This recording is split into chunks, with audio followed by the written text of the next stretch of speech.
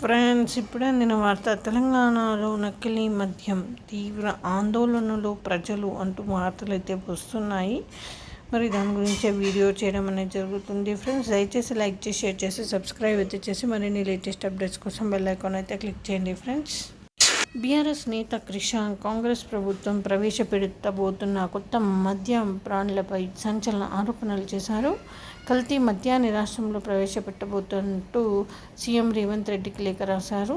Soan distilleries సంస్థ రాష్ట్ర ఖజానాకు గండి కొడుతూ ప్రభుత్వ సంస్థల వద్ద రుణాలను తీసుకుని ఎగ్గొడుతూ కల్తీ మద్యం వ్యాపారం చేయడంతో ఆరితేరారు.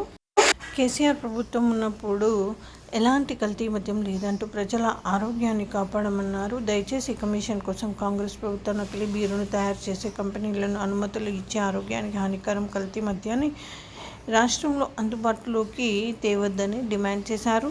అయితే అలాగే 2024 మే 21న మంత్రి జూపల్లి కృష్ణారావు ఎలాంటి మద్యం కంపెనీలు తెలంగాణ రాష్ట్రంలో కొత్తగా వ్యాపారం చేయడానికి ప్రతిపాదనలు పెట్టలేదని చెప్పి ఎవరన్నా అలాంటి వార్తలు రాస్తే 100 కోట్ల రూపాయల పరువు నష్టం దావా వేస్తారని హెచ్చరించారని గుర్తు చేశారు.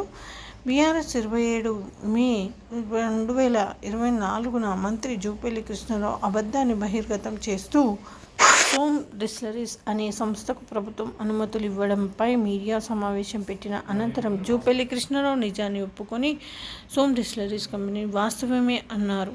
కానీ దానిపై మంత్రికి ఎలాంటి సమాచారం లేదని, అది బెవరేజెస్ కార్పొరేషన్ సొంత నిర్ణయం అని బాధ్యత రహితంగా పత్రికా ప్రకటన ద్వారా ప్రకటించారని విమర్శలు గుప్పించారు. తమ విజ్ఞప్తిని స్వీకరించే సోమ్ డిస్టిలరీస్కి ఇచ్చిన అనుమతులను తక్షణమే రద్దు చేస్తూ విక్రయదారుల ఆరోగ్యాన్ని కాపాడతారని భావిస్తున్నట్లు లేఖలో పేర్కొన్నారు. ఫ్రెండ్స్, ఈ విధంగా వార్తలు అయితే వస్తున్నాయి. మరి చూసుకోండి ఫ్రెండ్స్, మీ ఆరోగ్యం మీ చేతుల్లో